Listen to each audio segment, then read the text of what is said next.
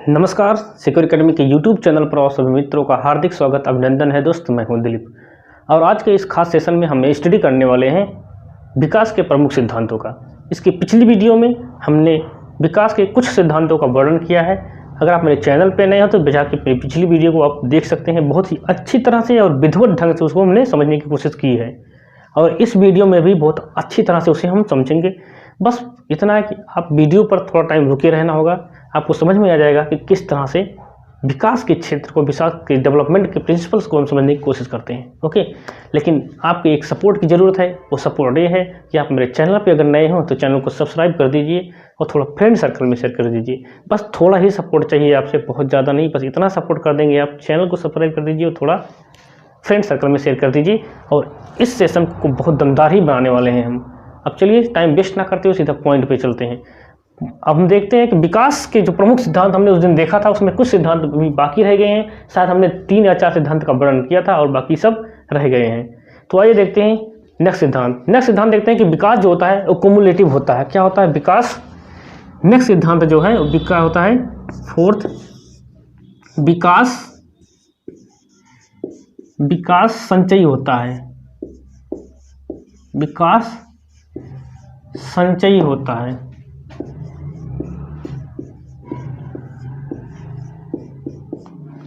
यानी कि विकास कैसा होता है? विकास कुमुलेटिव होता है। कुमुलेटिव का मतलब ये होता है कि जो संचयी होता है, कुमुलेटिव होता है, यानी कि विकास संचयी होता है। इसका एक बहुत बेस्ट एग्जांपल आपके सामने प्रस्तुत कर रहे हैं, शायद आपको बहुत अच्छी तरह से समझ में आ जाए। मान लो कहीं एक हथौड़े से क्या कर रहे हैं आप, किसी चट्टान पे प्रहार कर रहे हैं और प्रहार करते करते उस पर 300 प्रहार किए लगभग आप, और उसके बाद में अंतिम प्रहार में लगभग 300वें प्रहार पर क्या होता है, वो चट्टान टूट जाती है। लेकिन इसका मतलब ये मतलब नहीं होता है कि पहली चोट ने काम नहीं किया, दूसरी चोट ने काम नहीं किया, चौथी चोट ने काम नहीं किया। इसका कतई मतलब नहीं निकाल सकते हैं आप। इसका मतलब है कि पहली चोट ने भी अपना काम किया, दूसरी चोट ने भी अपना काम किया और तीसरी चोट ने भी अपना काम किया और अंतिम चोट ने भी अपना काम किया। इस पर कुंवर बेचैन साहब का एक शेर है कि चोट पे चोट दिए जाने का शुक्रिया, पत्थर को बुद्ध की शक्ल में लाने का शुक्रिया। तुम न आते तो मैं किसके लिए बनाता ये सीढ़ियाँ, दीवारों मेरी राह में आने का शुक्रिया। यानी कि जब बालक जन्म लेता है तब से लेकर उसके बड़े होने तक उसके प्रत्येक शारीरिक पक्ष में कुछ ना कुछ परिवर्तन आते रहते हैं और जो परिवर्तन आते रहते हैं और एक लंबे समय प्रोसेस के बाद क्या होता है, बालक तुम्हारे सामने प्रस्तुत होता है। जैसे मान लो आप हो गए और हम हो गए, अब क्या होते हैं आपके सामने प्रस्तुत हैं, हम आपको पढ़ रहे हैं, हम आपको पढ़ा रहे हैं, आप हमसे पढ़ रहे हैं, या कुछ भी जो काम कर रहे हैं, जो एक्टिविटी आप कर रहे हैं, जो एग्जाम देने जा रहे हैं, जो तैयारी कर रहे हैं, वो विकास का ही रिजल्ट है। यानी कि एक लंबी प्रोसेस के बाद क्या होता है, विकास क्या होता है, संचयी होता है। एक प्रोसेस होती है, प्रोसेस होने के बाद यानी कि आप जन्म लेते हैं, जन्म लेने के बाद आप क्या होते हैं, बिस्तर पर रहते हैं, बिस्तर पर आप घुटनों के बल चलते हैं, उसके बाद आप खड़े होना चलते हैं, फिर उसके बाद आप दौड़ना प्रारंभ करते हैं, फिर उसके बाद आपका शारीरिक विकास होता है, संज्ञानात्मक विकास होता है, आपका मानसिक विकास होता है, आपका नैतिक विकास होता है। सब कुछ विकास होने के बाद एक मनुष्य के रूप में आप प्रस्तुत होते हैं। तो क्या होता है, विकास कम्युनिटिव होता है, विकास संचयी होता है। ओके, नेक्स्ट देखते हैं। नेक्स्ट क्या है, विकास बहुआयामी होता है। अगला सिद्धांत जो इसका क्या है, जो विकास होता है, विकास बहुआयामी होता है। बहुआयामी होता है यानी कि मल्टी डायमेंशनल होता है। जो डेवलपमेंट होता है वो मल्टी डायमेंशनल होता है। मल्टी डायमेंशनल का मतलब विकास क्या होता है, इसमें 2 क्रियाएं होती हैं मल्टी डायमेंशनल। एक तो मल्टी डायरेक्शनल, पहला क्या है मल्टी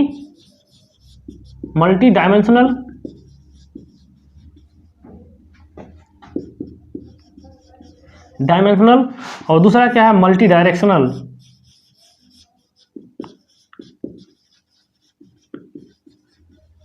मल्टी डायमेंशनल का मतलब होता है विकास के अलग अलग आयाम।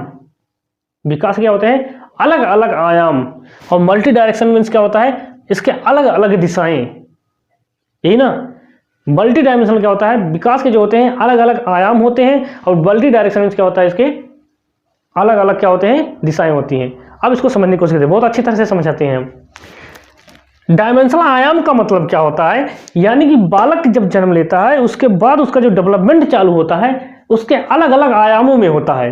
अलग अलग आयाम का मतलब उसका शारीरिक विकास होगा, उसका मानसिक विकास होगा, उसका संवेगात्मक विकास होगा, उसका नैतिक विकास होगा, उसका तार्किक विकास होगा। ओके, यानी कि सभी दशाओं में क्या होता है, उसका विकास होता है। तो ये विकास के अलग अलग आयाम हो गए, और विकास के अलग अलग जो दिशाएं होती हैं डायमेंशनल, वो क्या होती हैं, इनके अलग अलग पक्ष में अलग अलग उसके क्या होते हैं, विकास होते हैं। यानी कि उसके अस्थिमज्जा में वृद्धि होती है, उसकी शारीरिक में वृद्धि होती है, उसके क्या होते हैं, शरीर में इंटीग्रेशन आता है किसी वस्तु को पकड़ने के लिए, ये सारी क्या होती है, उनकी क्षमता होती है, ये सारी क्या चीजें होती हैं, उसके विकास के अलग अलग दिशाएं होती हैं। अब आपको शायद समझ में आया गया होगा कि विकास के डायमेंशन क्या होता है और डायरेक्शन क्या होता है, विकास के आयाम क्या होते हैं, उसकी दिशाएं क्या होती हैं। Is that clear my point? आगे बढ़े। ओके,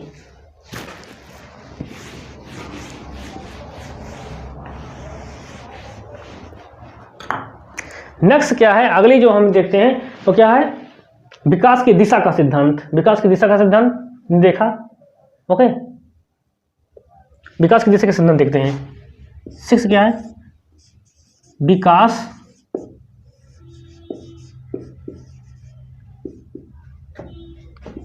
दिशा का सिद्धांत।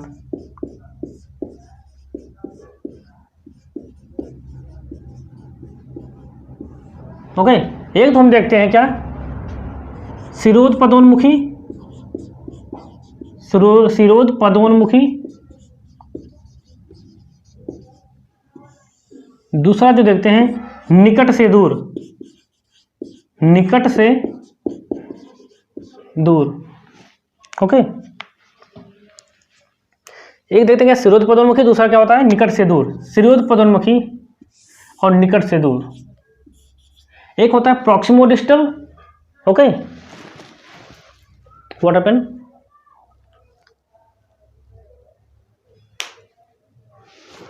ओके ठीक है।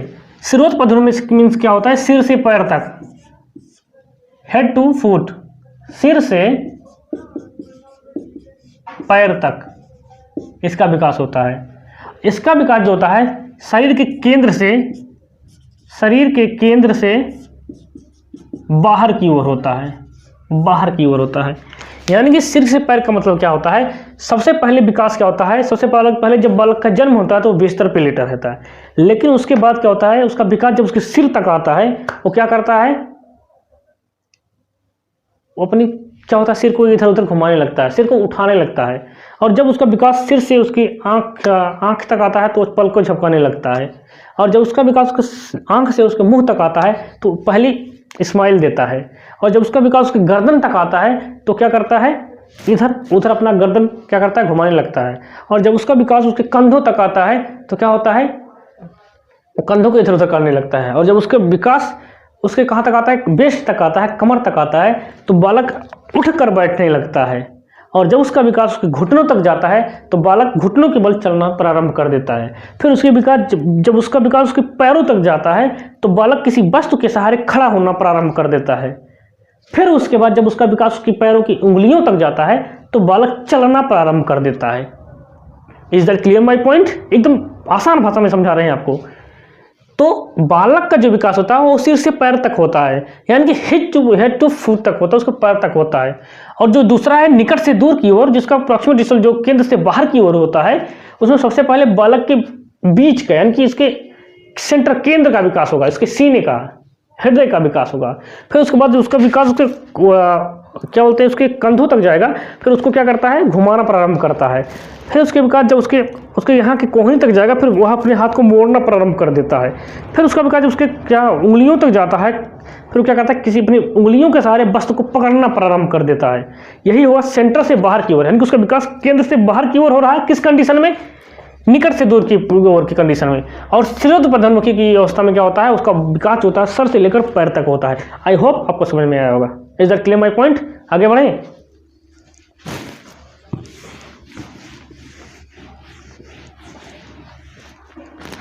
छठा देखते हैं। छठा विकास का जो केंद्र होता है वो क्या होता है, वर्तुलाकार विकास का सिद्धांत। सॉरी, सातवां वर्तुलाकार विकास का सिद्धांत। विकास का सिद्धांत। ओके, आठवां क्या है, आठवां देखते हैं। नेक्स्ट क्या है, वर्तुलाकार के बाद क्या होता है, परस्पर संबंध का सिद्धांत। परस्पर संबंध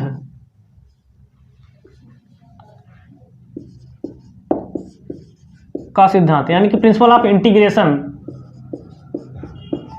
ओके, 9वां वाला क्या देखते हैं, अगला जो होता है क्या होता है, आनुवांशिकता और वातावरण का सिद्धांत। आनुवांशिकता